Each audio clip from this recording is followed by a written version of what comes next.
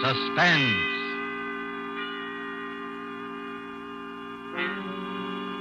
This is the Man in Black, here again to introduce Columbia's program, Suspense. Our starring Hollywood cast of characters reads as follows for tonight. As Aunt Julie, one of those stark, severe, and terrifying women who is encountered ever so often along the grimmer outposts of the American countryside, Miss Agnes Moorehead. As Carol Linden, the girl who returned to a scene of childhood happiness and found terror living in the house, Miss Ellen Drew. As Paul, Carol's husband, who had his own ideas as to the explanation of these strange events, Mr. Ted Reed.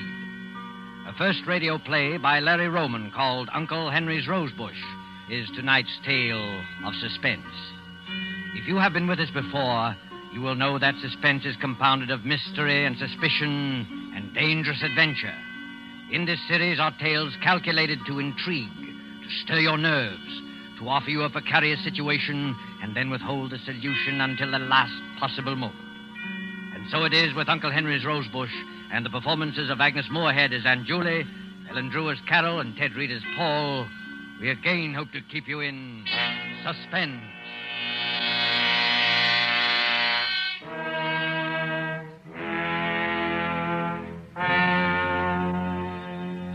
I shall tell you the story exactly as it happened. There's no use pretending. I'll never forget, and I know I'll not awake and find it all a dream. It's real, and for the rest of my life, I shall know it's real.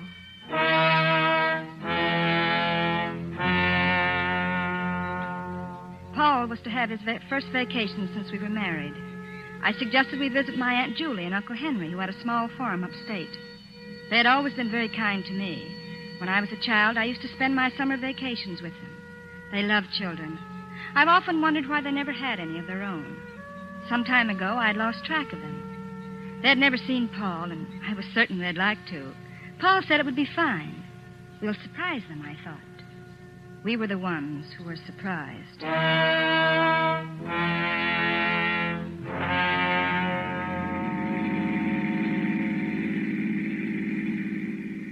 Just a few more miles, Paul. I remember this road. We used to hike along it going to the village. This country air is wonderful. 2 weeks of green grass and wicker chairs. I can't think of anything better. Oh, you'll love Aunt Julie and Uncle Henry. They live alone, quiet and peaceful. It'll be quite a change from the city. Yeah. Well, they must be happy together. Oh, they are, but they're lonely. Smooth lawns and orchards. And flowers. Uncle Henry planted huge rose bushes around the porch. Every night as I crawled into bed, he used to bring me a rose.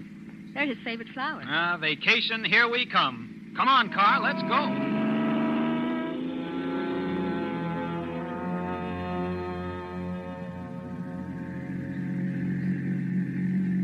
Just around the bend. Here we go.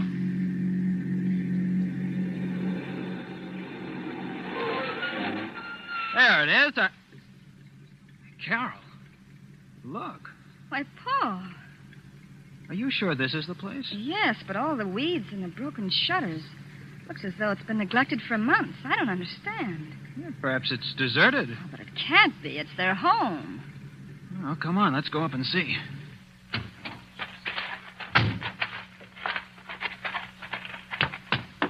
The dirt on this porch must be an inch thick.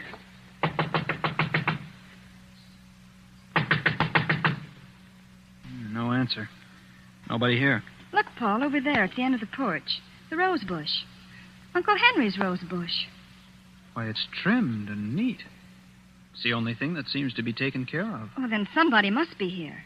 Maybe they can tell us what happened to Aunt Julie and Uncle Henry. Knock again. Mm-hmm. Someone's coming. Well? We're looking for a Mr. and Mrs. Connors. They used to live... Why, Aunt Julie, I didn't recognize you. Well, it's me, Aunt Julie. It's Carol. I wasn't expecting you. Oh, Paul's vacation. We thought we'd spend it here. Well, you've been asking for us for years. This is Paul, my husband. Oh, Carol's told me so much Why about did you come? What? I said, why did you come? Well, aren't you glad to see us? Well, Aunt Julie, something's happened. Nothing's happened. Oh, but it did. Tell me, Aunt Julie, we'll help. Well, of course we will. You shouldn't have come. Well, Carol, if she doesn't want us, let's go. No, Paul.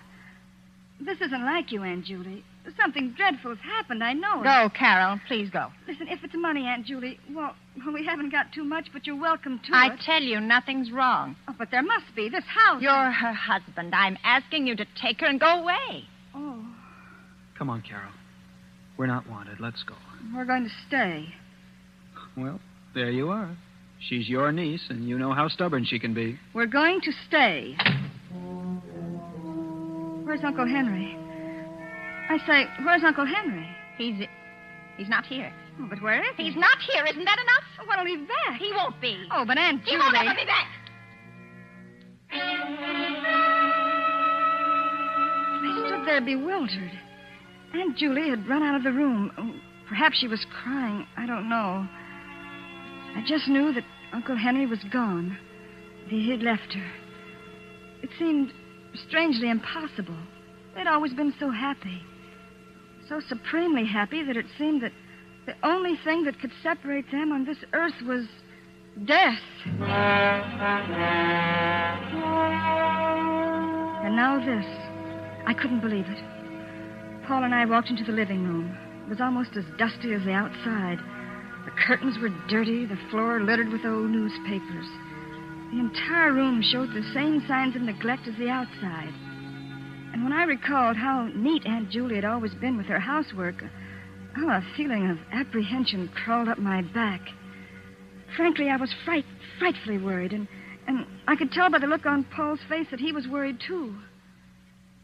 I don't like it, Paul. There's something strange here. Yeah. I never saw a house in such a mess. It's not just the house. It's more than that. Something much more. I'm sure of it. Well, really, Carol, it's none of our business, don't you? Well, perhaps not, but you don't know Aunt Julie like I do. She'd never ask for help, no matter how much she needed it. I'm just not trying, Paul. I suppose you're right. They've always been so kind to me. I've got to help them. But how can we, Carol? Why, we don't even know what's wrong. They were always so happy together. Somehow I can't believe they've broken up. Something else has happened. Something terrible. And I'm going to stay until I find out what. Well, in that case, we better find a place to sleep. All the bedrooms are upstairs. Come on. Right. Wow. Look at the dust on the banister.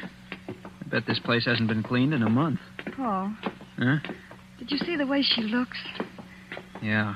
Gee, her face seems completely wrinkled with worry. No wonder I didn't recognize her. She seems much older and frightened. Well, do you think she's ill? I don't know. I wish I did. Wow, look at that hall. Gloomy and dirty. Where do these doors go to? Well, that one's to Aunt Julie's room, and this one's Uncle Henry's. The one across the way is the spare. I guess that's ours. Well, let's go in. Wow. What a mess. Well, might as well get busy cleaning. Yeah, there's nothing like a good round of house cleaning before supper. Paul, so long as Uncle Henry's not here, maybe we can take his room. It's got an adjoining door to Aunt Julie's, and then in case she needs us, we'll be near. Okay. It doesn't matter to me which room we clean. Let's go. Here. It's this one over here. Well, this is... Paul, look. It's all clean and neat. Well, I'll be darned. It's the only clean place in the whole house. I don't understand. Every room is inches in dirt, except this one. The outside is completely neglected. Except the rosebush. Uncle Henry's room and Uncle Henry's rosebush. I don't get it. Well, look, on the dresser there. Aunt Julie's picture and a pipe and tobacco. Why, that's Uncle Henry's favorite pipe. Drawers full of shirts, socks, underwear. Carol, if your uncle went away, why did he leave this? I don't know. Strange, but... What's that paper, Paul? Why, it looks like... It is an insurance policy for $30,000 payable to your Aunt Julie in case Uncle Henry dies. Carol, What are this you is... two doing here? Aunt Julie, What are you doing here? Well, we thought What's that in your hand? An insurance... Give it to me. But And keep out of this room. Oh, we didn't Don't mean let any me I didn't know how to take this. Uncle Henry's pipe and all his clothes were still in his room. And yet, Uncle Henry was gone. I couldn't understand why Aunt Julie got so angry. I looked to Paul for an explanation. I could tell he had something on his mind, but I didn't dare ask him what it was, and he didn't say. After Aunt Julie's outburst, we went back to the spare room and cleaned it. Then we washed and started downstairs for supper. Watch your step, Carol. These aren't the strongest-looking stairs. It'll be all right. Paul, what do you make of Aunt Julie's behavior? Frankly, Carol, I'm worried. I'm frightened. May as well admit it. There's something strange here that frightens me to death. Well, I don't think there's anything to be frightened of. It's just that... Oh, there, that's the last step. This way to the kitchen. Right. Oh, as I was saying, I don't think there's... Look out, Carol! Wow, that was close. That vase just missed you. A vase? Yes, and it was a heavy one. The one at the top of the stairway. Oh, if it would have hit me. Yeah. Oh, Paul, I'm frightened. Look, coming down the stairs. What happened? The vase fell. Just missed Carol. Oh, don't worry about it. I didn't like the vase anyway. The vase? What about Carol? She almost got killed. Never mind, Paul. It was an accident. An accident? We were just going in for supper, Aunt Julie. Care to join us? Well, Oh, come on, Aunt Julie. It'll do you good. Oh, all right. Here. You two sit right down. I'll have something prepared in a minute. I'm not very hungry. Oh, nonsense, Aunt Julie. I'll fix something that'll make your mouth water. You know, when Carol and I get through cleaning this place up, it'll look just like new. Yes? Sure. I think when Carol and I have a family, we'll take them to a farm. Really? Yes. You know, this place would be swell for children. Oh, what do you mean, sir? What did I say? What's the matter? What's the matter with Aunt Julie? Where's she going? I don't know. I was just trying to make conversation. Just talked about children on a farm, that's all. Oh, Paul, I'm frightfully worried. Do you think we ought to call a doctor for her? I don't know. We have to do something. She certainly doesn't look too well. But maybe she isn't really sick. What do you mean? Well, maybe if your Uncle Henry did leave her, well, then maybe... You mean she still loves him? It's possible, but... Oh, but you don't really believe it. Oh, Carol, I don't know what to believe. I just know something's wrong. Uh-huh. I'm not hungry, Paul. Me either. Let's go for a walk. Maybe we can figure something out. The country's so peaceful and beautiful in the night. Yes, it is. I wish you could enjoy it. But I can. Oh, don't try to fool me. Your first vacation in years, and you run into this. Well, we have to help her. Of course. But how? Yes, we don't even know what's wrong. She not only won't tell, but we can't get near her long enough to talk to her. Suppose Uncle Henry really did leave her. He may have gone off in a huff. That would account for the clothes being here. Well, perhaps. And suppose she still is in love with him. Well, that would account for... But even if that's so, could that make her feel so badly? Make her act like this? Not talking, neglecting everything? Everything except his room and his flowers. I don't know. A woman's love is a strange thing. If you left me, I don't know what I'd do. Well, if that is the case, the thing to do is to make her forget. That won't be easy. No, I don't imagine it would be. But suppose we take her to the city with us until she forgets. Well, we could ask her at least. Yeah. Yeah, come on. Let's go find her. Oh. Hey, watch out. You almost fell. Tripped. I'm all right. Look, Paul. What? Look what I tripped over. It's a mound of freshly dug earth. Well, what's that for? Paul, it looks like a grave. Oh, don't be silly. Why, it's just a... Forget it. Come on, let's find Aunt Julie. Paul, that... Forget it. Say, what's that building over there? That's the barn. There used to be a swell old cow there with a bell around her neck and chickens and ducks and all sorts of pets. Yeah, this must have been a happy place. It was. But now... Paul, standing by the barn, it's Aunt Julie. Come on, let's ask her now. Aunt Julie! What you doing? Following me? How could you? Well, it was a nuisance. Oh, Aunt Julie. Oh. A cat. with its neck wrung. This was the first indication of Aunt Julie's ruthlessness. It seemed so unlike the Aunt Julie that I knew. She was always kind. But there was no mistaking the anger in her eyes as she stood there in the dim moonlight, the strangled cat in her hands. She killed it, she said, because it was a nuisance. If she could do that, what else was she capable of doing? Paul and I went into the house. We went upstairs and put the finishing touches in our room and went to bed. I couldn't sleep. And as I watched the moon make its slow, solitary way across the heaven, I kept thinking, Paul and I are also a nuisance. Paul and I are also a nuisance. Toward midnight, I became drowsy and was just beginning to fall off to sleep when I heard footsteps in the hall. Paul. What? Paul, wake up. What is that? Shh. I hear footsteps in the hall. Footsteps? I don't hear anything. There. Hear it? Yeah. Must be Aunt Julie. Well, what would she be doing up this time of night? I don't know, but who else could it be? Well, I'll go see. I'm coming with you. Now, quiet. Don't put on the light. I can't see. Oh, yes. Now I can. It is Aunt Julie. She's walking down the hall. I think she's coming this way. Quiet. Shh. I think she's... What's she got in her hand? Looks like a scissors. Scissors? Yes. What would she be doing with... Carol, she's coming this way. Oh. Get back in bed, quick. What? Get in bed. All right, now, quiet.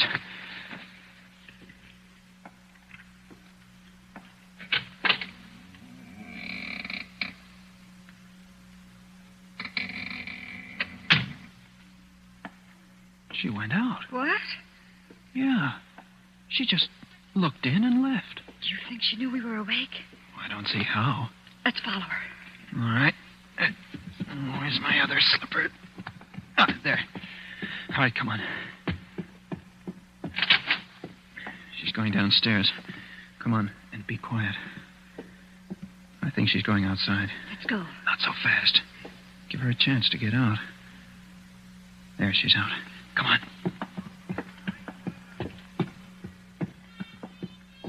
Look, Paul. She's cutting a bunch of roses off the bush. She's taking them around to the back of the house. Come on. Here. Now get down behind this bush. Look, Paul. She's going over to that mound and placing the roses on it. Paul. Shh. But, Paul, it looks like... Quiet, Carol. She's kneeling beside it. Now she's getting up and coming back. Get down.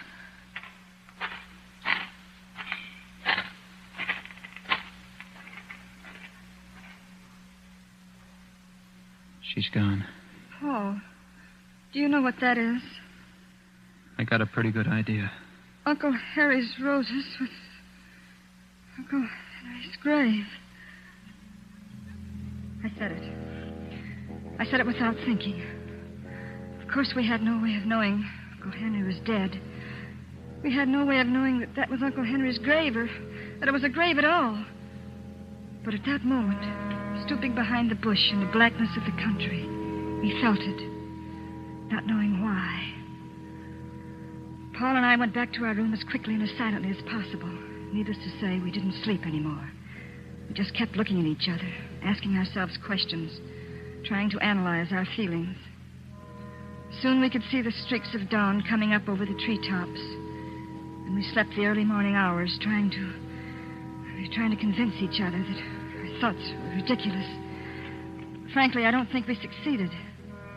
Finally, we decided not to mention it, to go on with the cleaning the next day as we'd planned, to make believe nothing had happened until we had proof. That day we spent cleaning, and all day Aunt Julie was nowhere to be seen. Yet I had a strange feeling that someone was watching our every move. Toward evening, Paul and I sat down for a bite to eat. More coffee? Oh, thanks. I wonder where Aunt Julie is. I don't know, Carol. That's a strange aunt you've got. Yes. Oh, look. The window. What is it? Oh, I thought I saw someone looking in. What? There's no one there now. But I'm sure I saw... Probably just a shadow. Yes, probably just a shadow. You're on edge, Carol. I'll be all right. Finish your coffee. I'll start cleaning the bathroom. We'll both work on the kitchen. And I'll take care of the downstairs. All right. Paul, you look worried. You know, this whole crazy business. Let's not talk about But putting roses on a... I'm sorry, Carol. It's you I'm really worried about. If something should happen to you, I'll never forgive myself. Nothing will happen. I'll finish your coffee. I'll start cleaning the bathroom. Okay, Carol. I won't be long. Mm-hmm. Well, it isn't too bad. There's the sink. Some hot water. There, that's it. A wash rag around the sink bowl.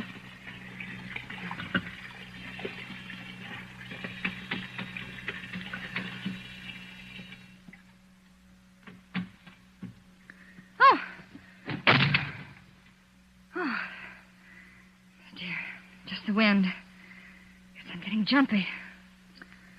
This place won't be half bad when it's clean. The medicine chest. Clean the mirror. And the shelves. Oh. What? Paul? Paul?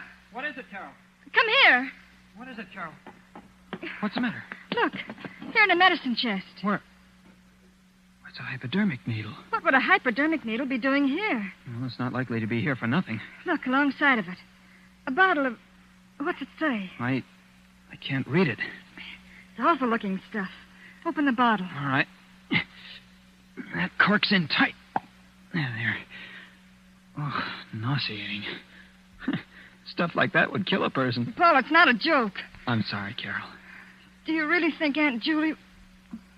I don't know. Oh, it can't be, Paul. It can't be. Maybe not, but we better find out.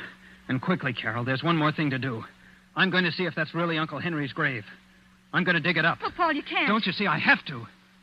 If it is, we're in danger. Of course. I'm still not sure that falling vase was an accident. We have to find out about this business once and for all. Well, I'm coming with you. We walked out toward the back of the house. And through my mind flashed the succession of events. The neglected house, Aunt Julie's insistence that we leave, the roses, the grave, the insurance policy, and now the hypodermic needle and that infernal oil. All the evidence pointed to but one conclusion. I couldn't believe it, and yet there it was, motive and method. And now we were going outside to dig up the last remaining evidence. Well, this is it, Carol. Sure you want to watch? Well, I won't stay in this house alone. And look at the beautiful roses around it. Hurry up, Paul. Let's get it over with. Okay. Here goes. I never thought I'd turn into a grave digger. This dirt isn't packed tight. Easy to dig. It's getting dark. Yeah. Oh, I think I'll run in and get a lantern. I'll be right back, Carol. All right. Every one of those lengthening shadows looked like a ghost. It gets dark quickly in the country. I was afraid, but I knew Paul would be back in a minute. I picked up the shovel and began to dig. Oh, there. That's better. I'm not so nervous. I'm working. Is that you behind me, Paul? Bring the lantern closer. Gee, it's so dark. Paul, I... Uncle Henry! What are you doing? What are you doing? What are you doing to my grave? Put it back. Put it back. Oh, my flowers, my beautiful flowers, my lovely roses. You've hurt them. You've hurt my roses, and I won't let you. I won't. Keep away. Keep away, Uncle I won't Henry. let you hurt my roses. My sweet, delicate roses. Take your hands away. Take them. You broke them. You killed them. Stop it. Stop it, I'm Henry. going to kill her Stop just it. as she did my roses. Stop it. Take your hands away. Kill her. Henry. Kill her. Henry. Oh, forgive me, Henry. I didn't mean. Are you all right, Carol? Yes. Oh, Yes, I think so. What happened? What?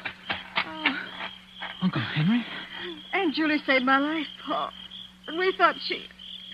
Oh, can you ever forgive us, Aunt Julie? you didn't know. Then You he didn't wasn't know? dead at all? No.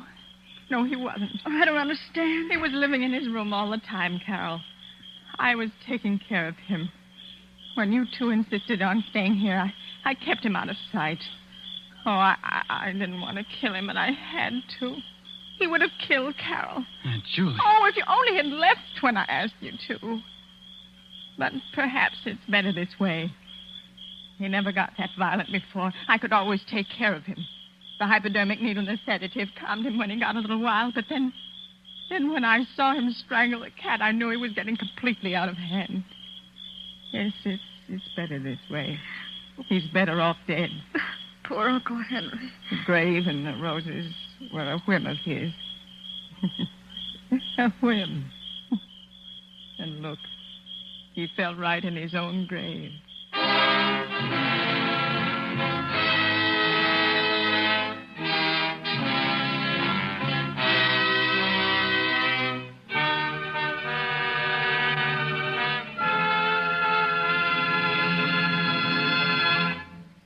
And so closes the story, Uncle Henry's Rosebush, starring Agnes Moorehead, Ellen Drew, and Ted Reed.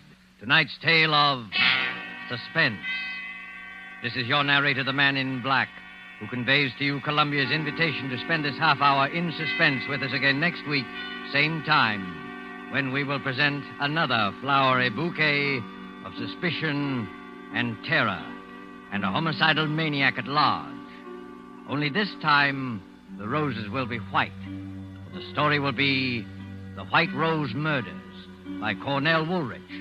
The tale of a killer who trademarked his crimes by leaving a white rose on the victim. Our star will be Maureen O'Hara.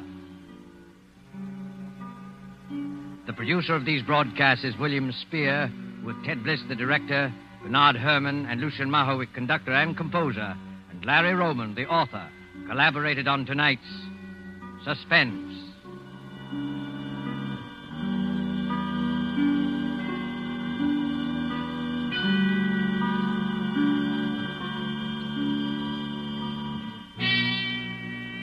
This is CBS, the Columbia Broadcasting System.